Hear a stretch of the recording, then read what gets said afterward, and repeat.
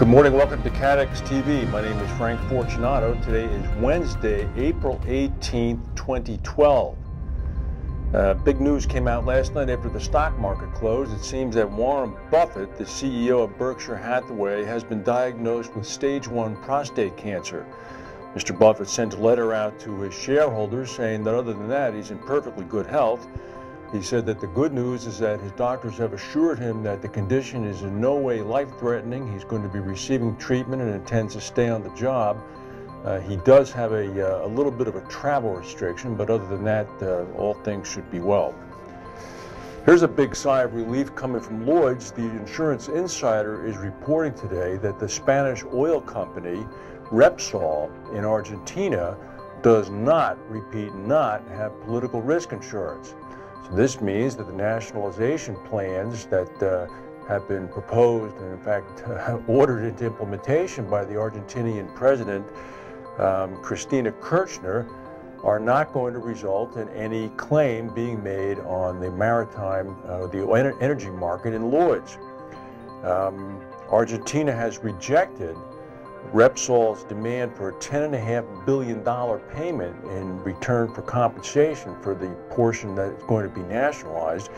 The Argentinian government is saying that they're going to rely on, quote, solid data to make their payment, so at least that indicates that they're prepared to make a payment. That's a little bit of a sigh of relief.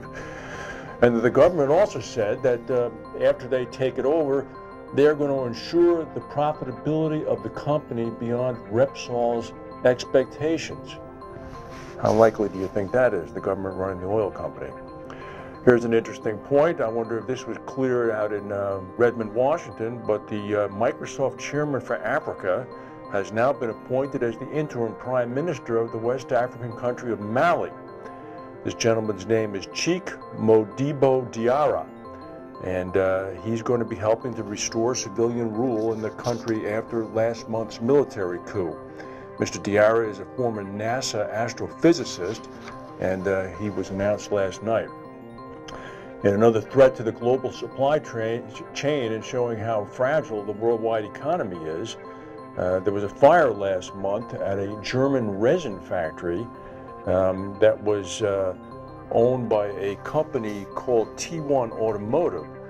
And apparently the fire at the resin factory ended up reducing by 50% the amount of a chemical that's used in brake and fuel system components.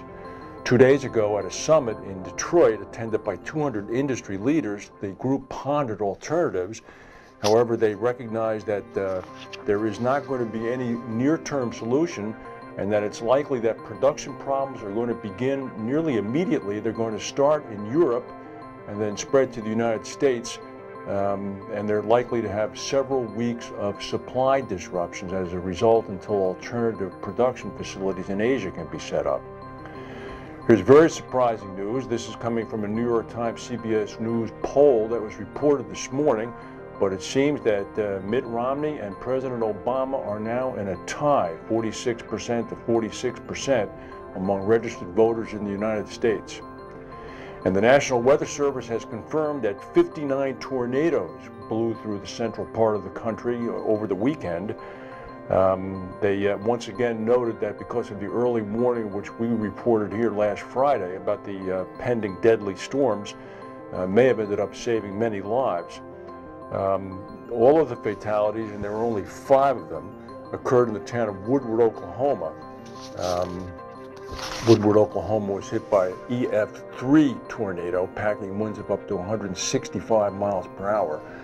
Not much help that a warning can do unless you actually leave the area with a 165-mile-an-hour storm. The Myanmar Nobel Peace Prize winner Aung San Suu Kyi is going to be leaving the country for the first time in 24 years this June. She accepted invitations to visit Norway and the United Kingdom. Long ago, she was a student at Oxford.